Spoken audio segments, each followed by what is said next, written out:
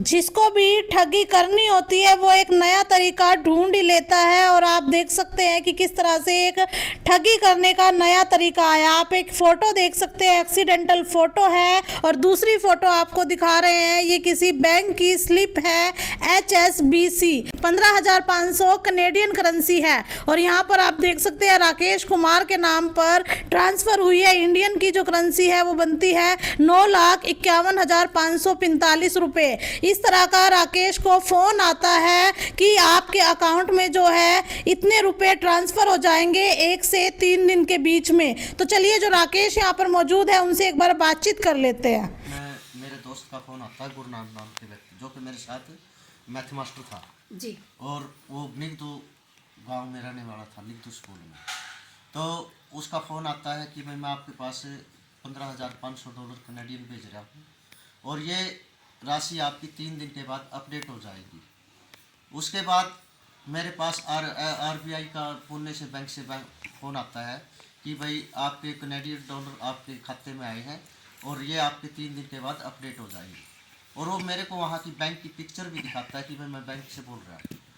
तो उसके बाद मेरे पास सेकंड गुरनाम का फ़ोन आता है दोबारा से, भाई आपकी बात हो गई, बैंक से भी बात होगी ना? वो बोले हाँ जी। मैं बोले हाँ जी। तो आप अब मैं जिस एजेंट ने यहाँ कनाडा भेजा था उस एजेंट को मैंने कुछ राशि देनी है। मैं डायरेक्ट उसको देना नहीं चाहता, मैं आपके थ्रू उसको देना चाहता हूँ। इसलिए आप उसको ये अमाउंट उसको देते रहें, क्योंकि उसका जो रिश्तेदार है वो बीमार पड़ा है फोर्टिज में। और वो फोर्टिज की पिक्चर भी मेरे पास भेजते हैं जो एजेंट है। उस एजेंट का फ़ोन आता है मेरे पास, भाई आपकी गुरनाम से बात हो गई? मैंने कहा भी हो गई मेरी बात। तो आपके पैसे से बात होगी ना 6 लाख की? मैं बोले हाँ जी। तो इसलिए फिर मैं बार बार वो आदमी जो जगमोहन नाम का आदमी एजेंट था यहाँ पर दिल्ली से, वो बताता था कि मैं दिल्ली फोर्टिज से बोल रहा हूँ। तो वो मेरे पास करता है, भी मेरे रिश्तेदार बीमार है और मेरे इसके इलाज ऑपरेशन होना है, वो मेरे को जल्दी से जल्दी पैसे भेज दो। मैंने कहा कि भाई मैं जब तक नहीं भेजता जब तक मेरे खाते में ये राशि अपडेट नहीं हो जाती। मेरे खाते में कोई भी पैसा नहीं है। तो फिर मैंने उसको फिर ऐसे ही विश्वास होता रहा, मैं वो होता रहा हमदर्दी में, ये पैसे मैं उसको खाते में डाल दी। 3 जून को मैंने 50,000 के लगभग उसको राशि डाली।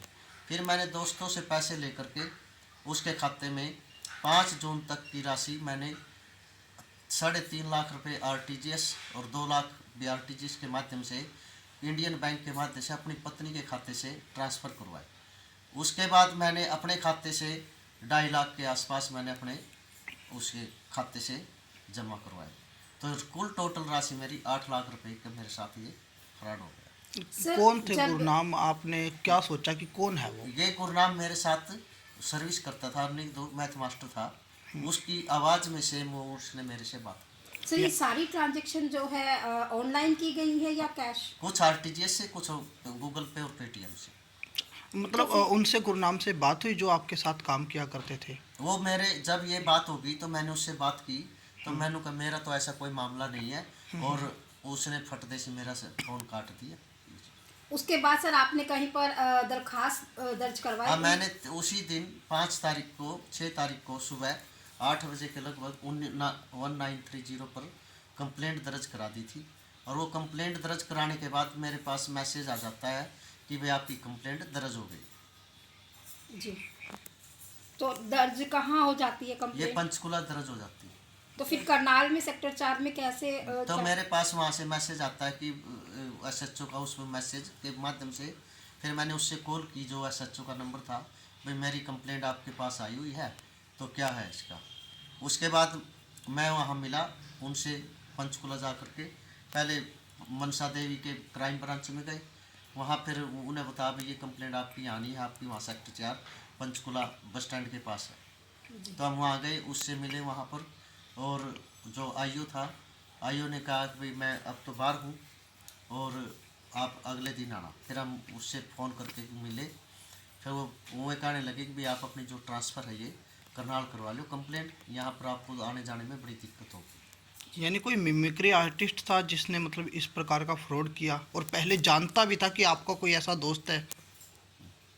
नहीं ऐसा कुछ नहीं था, जानता नहीं था मेरे कोई, मतलब वो सर आप एक स्कूल के प्रधानाचार्य हैं, बच्चों को शिक्षा देते हैं, अवेयर करते रहते हैं कि ऐसे ऐसे अपराधों से बचिए, आप उसके झांसे में आ गए, ये समझ नहीं आ रहा। ये समझ ऐसा था कि ये हमारा जो रसीद का मामला था ना, जो बैंक की रसीद की, जी उसके बारे में हम कंफर्म नहीं उसके भाई ये असली है या नकली।